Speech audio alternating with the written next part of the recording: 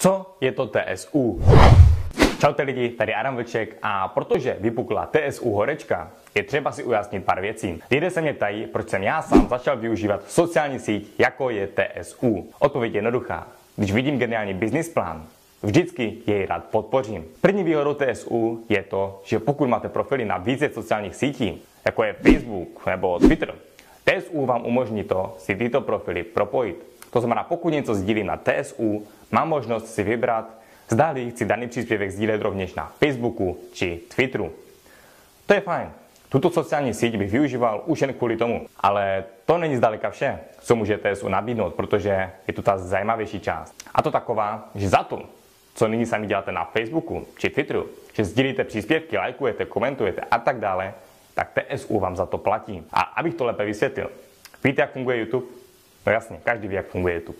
Vy nahrajete video a před videem, po stranách videa se zobrazují reklamy a jakmile na tyto reklamy někdo klikne, vy dostáváte zaplaceno. Samozřejmě pokud je to vaše video, protože jste tohoto návštěvníka přivedli. Stejně tak funguje Facebook. S tím rozdílem, že za reklamy, na které lidé klikají, dostává zaplaceno pouze Facebook, který si nechává 100% ze zisku z reklam.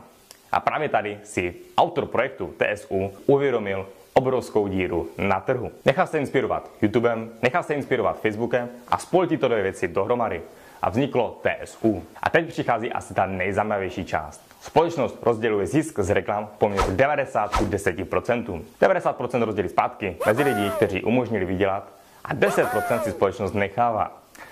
Ve srovnání s Facebookem, který si nechává 100%, je tohle mocné. Ale abych vysvětlil, jak to funguje v praxi, kolik vlastně vydělám, jelikož mi ohledně tohohle psalo hodně z vás. Je to jen o tom, jak budete mít sledovaný váš profil. Stejně jako na YouTube záleží, jak máte sledovaný váš kanál. Abych to uvedl na pravou míru. Není to o tom, kolik budete mít lajků u tohoto příspěvku a komentářů u tohoto příspěvku. A tady zase kolik odběratelů. Ne, vy nejste placeni za lajky, za sdílení, za odběratele a tak dále. Vy jste placeni za to, pokud někdo klikne na reklamu díky vašim příspěvkům. Samozřejmě logicky. Čím více odběratelů mám, tím mám větší pravděpodobnost, že někdo mi proklikne reklamu. Ale abyste tomu správně rozuměli, vy nedostáváte peníze za to, kolik máte odběratelů. Vy dostáváte peníze za to, jakmile někdo tu reklamu proklikne. To, že na Facebooku lidé klikají na reklamy, třeba i díky vašim příspěvkům, ani sami nepoznáte, protože z toho nevidíte ani korunu. Tady to poznáte ihned, protože TSU vás právě za tohle platí. Začnete na centech, ale postupně vaše výdělky rostou.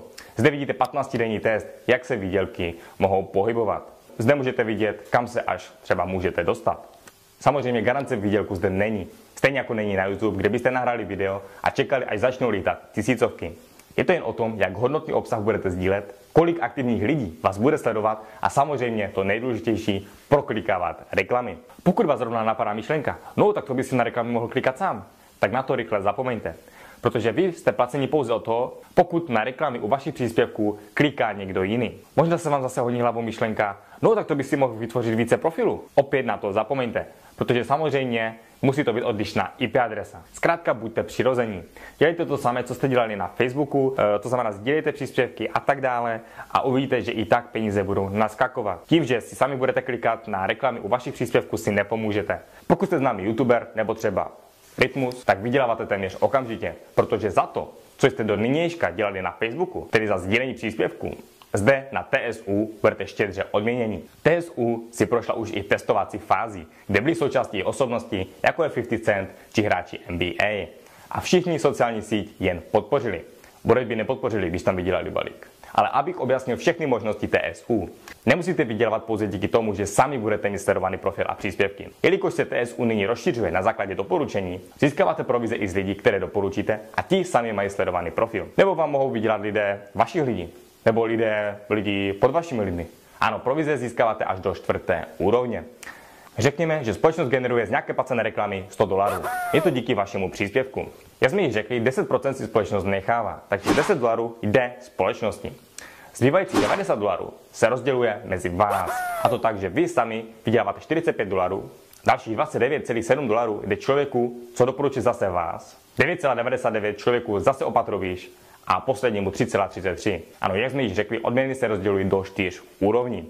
Mluvil jsem už i s kamarádem z Ameriky, který během 4 dní vydělal asi nějakých $250 a ukazoval mi tyto peníze připsané už i na bankovním účtu. Takže pokud vám hlavou letala otázka a vyplácí, Odpověď zní ano. Takže ať už jste sami člověk, který sdílí hodnotný a sledovaný obsah, nebo jen znáte člověka, co zná člověka, co tohle sdílí, ve všech případech můžete sami vydělávat. Takže měli byste nyní začít využívat TSU i vy? To já nevím. Chcete vydělávat za to, co běžně děláte na Facebooku? Nechám to na vás. Jen prosím vás, žádné roztahovačky.